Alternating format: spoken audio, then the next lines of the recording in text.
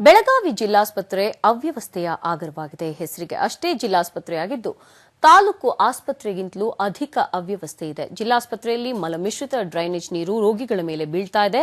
ಜಿಲ್ಲಾಸ್ಪತ್ರೆ ಮುಖ್ಯ ಕಟ್ಟಡ ಒಳಗೆ ಹೋಗುವ ಮುಖ್ಯ ದ್ವಾರ ಮೇಲೆ ಅಳವಡಿಸಿದ ಡ್ರೈನೇಜ್ ಪೈಪ್ ಒಡೆದು ಈ ಅವ್ಯವಸ್ಥೆ ಸಂಭವಿಸಿದೆ. ಪರಿಣಾಮ ಆಸ್ಪತ್ರೆ ಒಳಗೆ ಹೋಗುವವರ ಮೇಲೆ ಡ್ರೈನೇಜ್ ನೀರು ಬೀಳ್ತಾ ಇದೆ.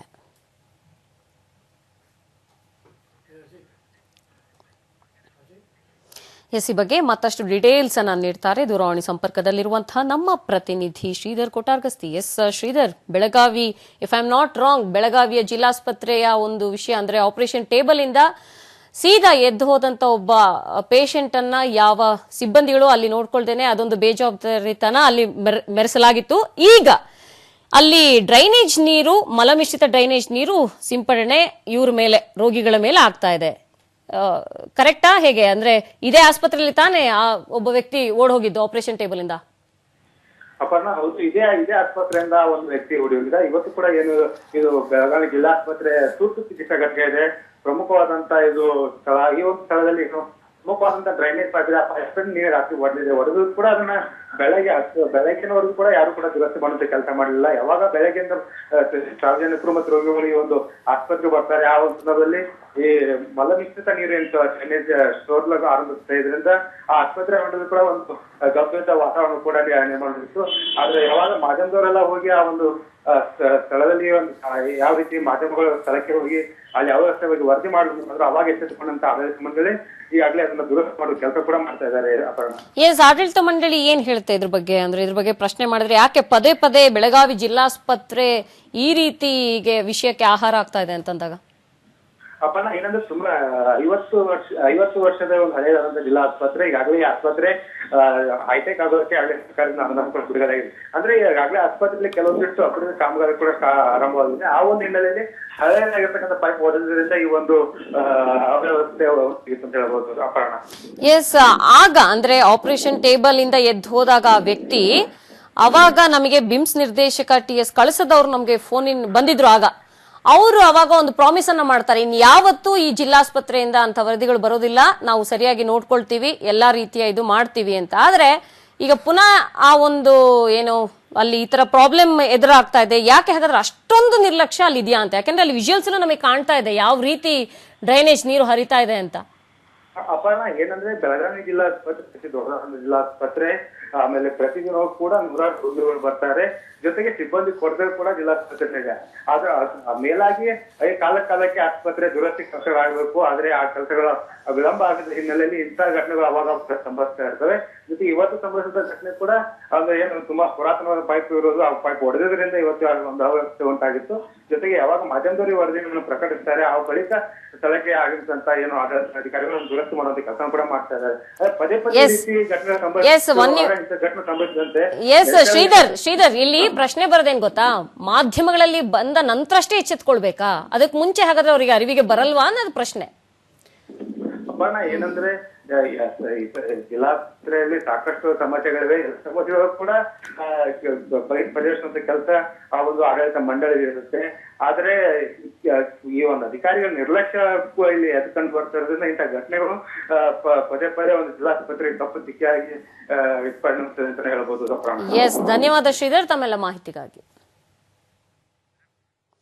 ಎಸ್, ಇದು ಬೆಳಗಾವಿ ಜಿಲ್ಲಾಸ್ಪತ್ರೆಯ ಸದ್ಯದ ಪರಿಸ್ಥಿತಿ. ಯಾಕಂದ್ರೆ ಇಲ್ಲಿ ಅವ್ಯವಸ್ಥೆಗಳೇ ಹೆಚ್ಚಾಗಿ ಕಾಣ್ತಾ ಇದೆ. ಕೇವಲ ಒಂದು ತಿಂಗಳ ಹಿಂದೆ ಸುಮಾರು ಇರಬಹುದು, ಒಬ್ಬ ವ್ಯಕ್ತಿ ಅಂದ್ರೆ ಆತನಿಗೆ ಸ್ವಲ್ಪ ಪ್ರಾಬ್ಲಮ್ ಇತ್ತು, ಆತನಿಗೆ ಆಪರೇಷನ್ ಟೇಬಲ್ ವರೆಗೂ ಕರೆದೊಯ್ಯಲಾಗಿತ್ತು. ಅಲ್ಲಿಂದಲೇ ಬೆತ್ತಲೆ ಅವರು ಹೊರಗೆ ಹೋಗ್ತಾರೆ. ಅಂದ್ರೆ ಕೇವಲ ಅಂದ್ರೆ ಈ ಒಂದು ಆಸ್ಪತ್ರೆಯ ಸಿಬ್ಬಂದಿಗೆ ಕೊಡುವಂತಹ ಡ್ರೆಸ್ ನಲ್ಲಿ ಅವರು ಹೊರಗೆ ಹೋಗಿದ್ರು.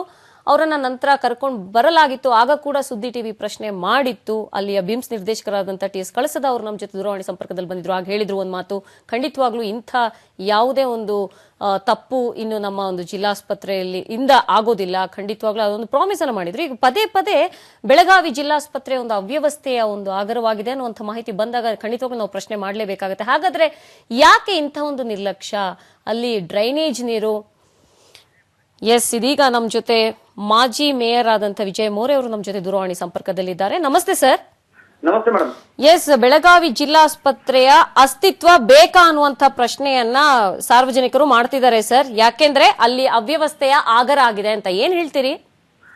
ಬೆಳಗಾವಿ ಜಿಲ್ಲಾ ಆಸ್ಪತ್ರೆನಲ್ಲಿ ಈಗಾಗೆ ಮುಂಜಾನೆ ನಾನು ಹೋದಾಗ ಡ್ರೈನೇಜ್ ಲೈನ್ ಹೊಡೆದು ಎಂಟ್ರೆನ್ಸ್ ನಲ್ಲಿ ಡ್ರೈನೇಜ್ ಲೈನ್ ಹೊಡೆದು ನೀರು ಪೇಷಂಟ್ ಮತ್ತ ಬರು ಹೋಗು ಜನರ ಮ್ಯಾಗ ಬೀಳ್ತಿದ್ದಾಗ ಕಳೆದ 2 ದಿವಸದಿಂದ ಇದು ಈ ಪ್ರಕಾರ ನಡೆದಿದೆ. ಎಷ್ಟು 2 ದಿವಸದಿಂದ ಹಾಗೆ ಇದೆಯಾ? ಹಾ, 2 ದಿವಸದಿಂದ ಇದೇ ಪ್ರಕಾರ ಇದೆ. ಇವತ್ತೇನ ಡಾಕ್ಟರ್ ದಾಸ್ತಿಕೋಪ್ ಅವರು ಲಕ್ಷ ಕೊಟ್ಟು ಅದು ಕ್ಲಿಯರ್ ಮಾಡ್ಲಿಕ್ಕೆ ನೋಡಿದ್ರು. ಸಾಕಷ್ಟು ಇನ್ಫ್ರಾಸ್ಟ್ರಕ್ಚರ್ ನಲ್ಲಿ ಡೆವಲಪ್ಮೆಂಟ್ ಆಗ್ಬೇಕಾಗಿದೆ. ಸರ್ಕಾರನು ಎಲ್ಲಿ 500 ಕೋಟಿ 200 ಕೋಟಿ ಈ ಬಿಮ್ಸ್ ಹಾಸ್ಪಿಟಲ್ ಆಗ್ಲಿ ಮೆಡಿಕಲ್ ಕಾಲೇಜ್ ನಲ್ಲಿ ನಾವು ದುಡ್ಡು ಹಣವನ್ನು ಬಿಡುಗಡೆ ಮಾಡಿದ್ವು ಅಂತ ಹೇಳ್ತಾರೆ. ಆದ್ರೆ ಬೆಳಗಾವ್ ಸಿವಿಲ್ ಹಾಸ್ಪಿಟಲ್ ನಲ್ಲಿ ದಿವಸ ಕಮ್ಮಿ 500-600 ಪೇಷಂಟ್ಸ್ ಬರ್ತಾರ. ಓಕೆ, ಈಗ ಒಂದು ಪ್ರಶ್ನೆ ಸರ್. ಈಗ ನೀವೇ ಹೇಳಿದ್ರಿ 2 ದಿನ ಆಯ್ತು ನಾನ್ ನೋಡ್ದೆ, 2 ದಿನದಿಂದ ಇದೇ ರೀತಿ ಪರಿಸ್ಥಿತಿ ಇದೆ ಅಂತ. ಯಾಕೆ ಈಗ ಮಾಧ್ಯಮದಲ್ಲಿ ಬರುವ ತನಕ ಎಚ್ಚೆತ್ಕೊಳ್ಳಲ್ಲ, ನಂತರ ಹೌದು ನಮಗೆ ಅದು ವಿಷಯ ಗೊತ್ತಾಗ್ಲಿಲ್ಲ ಅಂತಲೋ? ಇದು ವಿಷಯ ಗೊತ್ತಾಗಿಲ್ಲ ಅಂತ ಹೇಳಂಗಿಲ್ಲ. ನಮಗೆ ಸಹ ಇಲ್ಲಿ ವಿಜುವಲ್ಸ್ ಅಲ್ಲಿ ಕಾಣ್ತಾ ಇದೆ, ಎಲ್ಲರಿಗೂ ಕಾಣುವ ಹಾಗೆ ಇದೆ. ಇದು ಎಲ್ಲರಿಗೂ ಕಾಣುವ ಹಾಗೆ ಇದೆ. ಆದ್ರೆ ದುಡ್ಡು ಸ್ಯಾಂಕ್ಷನ್ ಮಾಡ್ಬೇಕು, ಸರ್ಕಾರದ ಕಡೆಯಿಂದ ಆಗ್ಬೇಕಾಗಿದೆ. ಹಾಗಾದ್ರೆ ಎಲ್ಲಿ ಪ್ರಾಬ್ಲಮ್ ಆಗುತ್ತೆ ಅಂತ ಹೇಳಿ ಸರ್. ಈ ಸರ್ಕಾರ ಮಟ್ಟದಲ್ಲಿ ಏನ್ ಹೇಳ್ತಿದ್ದಾರೆ, ಇಷ್ಟು ದುಡ್ಡು ಅಷ್ಟು ದುಡ್ಡು ಕಳಿಸು ಅಂತ, ಅವು ಬರ್ಬೇಕ. ಈ ನಮ್ಮ ಹಾಸ್ಪಿಟಲ್ ಅಥಾರಿಟಿ ಏನಿದೆ ಅವ್ರು ಪ್ರಪೋಸಲ್ ಮಾಡಿ ಸರ್ಕಾರ ಕಳಿಸ್ಕೊಟ್ ಬಳಕ ಅದು ಪ್ರಪೋಸಲ್ ಮುಖಾಂತರ ಈ ಸಾಕಷ್ಟು ಕೆಲಸಗಳು ಆಗ್ಬೇಕಾಗಿದೆ. ಅಲ್ಲ, ಈಗ ಪ್ರಪೋಸಲ್ ಕಳುಹಿಸಲಾಗಿದ್ಯಾ ಅನ್ನೋದು ಪ್ರಶ್ನೆ ಬರುತ್ತೆ. ಯಾಕೆಂದ್ರೆ ಈಗ ಒಂದು ವಿಷಯ ಗೊತ್ತಾಗದೆ ಅಲ್ಲಿಂದಾನು ಏನು ಬರುತ್ತಾ ಇಲ್ವೋ ಅದ್ರ ಬಗ್ಗೆ ಅರಿವಿರೋಲ್ಲ. ಸೊ ಇಲ್ಲಿಂದ ಕಳಿಸಾಗಿರುತ್ತಾ ಏನು, ಅಲ್ಲೂ ಏನು ಪ್ರಾಬ್ಲಮ್ ಆಗಿರ್ಬಾರ್ದಲ್ಲ? ಕಳಿಸಾಗಿದೆ. ಯಾಕಂದ್ರೆ ಇದು ಒಂದ ಡ್ರೈನೇಜ್ ಲೈನ್ ಲೀಕ್ ಆಗಿ ಅಂತ ಇಲ್ಲ, ಸಾಕಷ್ಟು ಹಾಸ್ಪಿಟಲ್ ನಲ್ಲಿ ಲೀಕೇಜ್ ಅನ್ನು ಇದಾವ. ಹೌದಾ, ಇದೊಂದೇ ಆಸ್ಪತ್ರೆ ಅಲ್ಲ ಅಂತೀರಿ?